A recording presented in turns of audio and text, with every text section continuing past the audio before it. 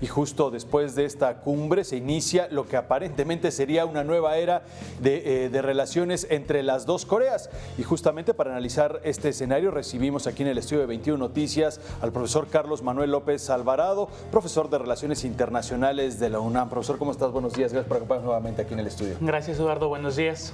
Bueno, pues ya vimos, Mike Pompeo, secretario de Estado norteamericano, se había reunido anteriormente con Kim Jong-un. Hoy aparentemente hay una distensión, por así decirlo, con posibles pequeños acuerdos. ¿Estamos hablando en realidad de una nueva era? No, definitivamente yo no creo que estemos hablando ante una nueva era, o tendríamos que verlo con cierta cautela.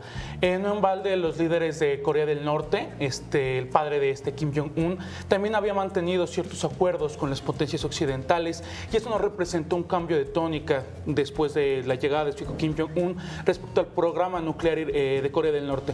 En ese sentido, no, tendríamos que verlo bajo una cierta cautela y ver cómo avanzan las negociaciones en torno a una posible desnuclearización de Corea del Norte. ¿Qué es lo que se pretende con esta cumbre? ¿Qué acuerdos llegaron? Ya habíamos hablado incluso en alguna otra ocasión sobre las posibles declaraciones de Donald Trump y de Kim Jong-un, y yo creo que lo que se pretende con esta cumbre por parte de Corea del Norte es posicionar a Corea del Norte nuevamente en un mapa geopolítico y estratégico en la zona.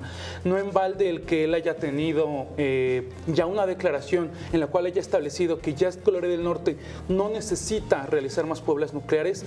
Yo creo que nos deja mucho que desear respecto a qué podemos obtener, porque un desarme y una desnuclearización va a ser un proceso largo y complejo.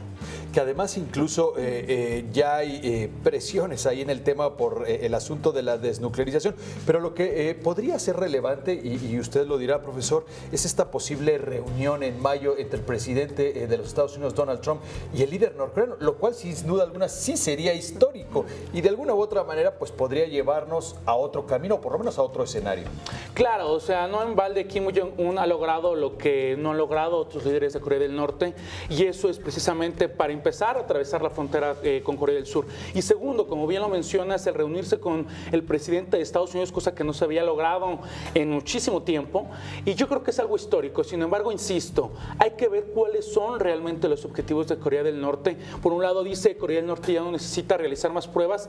Entonces, ¿qué nos quiere decir eso? Que entonces ya ha realizado los ensayos suficientes pues para poder tener un arsenal nuclear guardado y claro, preparado para un posible conflicto bélico. Y por el otro lado, también lo dijo Kim Jong-un, hay que volver a reactivar la economía norcoreana. Entonces yo creo que viene a ser una mancuerna en dos sentidos. Ya tengo mi armamento nuclear y mi milicia, y por el otro lado quiero reactivar mi economía.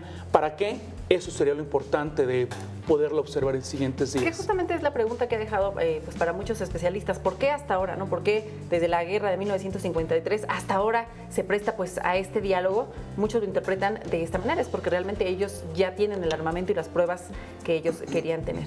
O sea, sí, y al final de cuentas no tenemos que olvidar, Corea del Norte tiene menos de 10 cabezas nucleares contra 7,000 de Estados Unidos, con 10 veces cada bomba la capacidad de la que tiene Corea del Norte.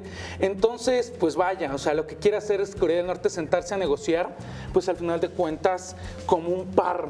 En ese sentido, garantizar su propia existencia y supervivencia también del régimen de Kim Jong-un. Que además era una tarjeta de cambio, o sea, el tema nuclear pues es un tema de cambio justamente para distensar todo el tema económico, que sin duda alguna, bueno, pues tiene sumido en miseria Corea del Norte, de lo poco que sabemos o de lo que hemos visto. Pero un asunto relevante, profesor, y que me gustaría también que nos ayudara a entender, es el papel que juega Japón en este juego. Claro, bueno, de hecho, la otra vez comentábamos el juego geopolítico que va a tener Corea del Norte es fundamental para la zona, ¿no? No en balde Corea del Sur y Japón representan intereses occidentales, y por el otro lado Corea del Norte representa y ha sido aliado precisamente de Rusia y China.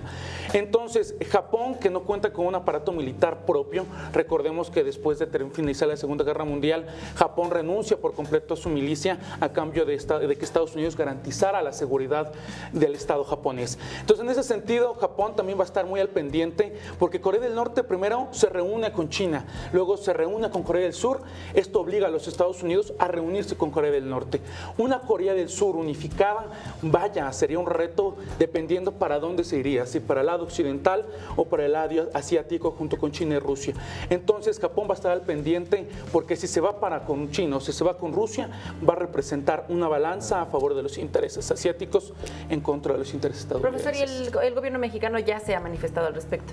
Claro, entonces al final de cuentas México tiene que hacer galantería de una Secretaría de Relaciones Exteriores y yo creo que es un acierto de nuestro canciller Luis Videgaray, que tiene que México posicionarse en la pacificación. Acordémonos que México tiene una tradición de desnuclearización a nivel internacional, empezando por el Tratado de Tlatelolco. Sin duda alguna tendremos que esperar entonces a mayo a ver si se da esta reunión. Decía el presidente Donald Trump 3 o 4 semanas, lo cual podría ocurrir justamente dentro del mes de mayo. Por lo pronto vemos pequeños guiños o galletitas tipo premio, ¿no? Cuando dice Corea del Sur, voy a homologar mi uso horario con el de Corea del Sur, que son 30 minutos. Digo, hay quienes hablan ahí del tema de las bolsas de valores y no sé qué tal, pero bueno, son pequeños guiños, son pequeñas galletas para tratar de distensar una situación que se prevé difícil por adelantado. Claro, también la provincia de Kaesong, que es al final de cuentas donde los trabajadores de Corea del Norte iban a trabajar a Corea del Sur, pues bueno, también son pequeñas galletitas premios, porque sin duda una Corea del Norte desnuclearizada es algo que conviene a nivel internacional.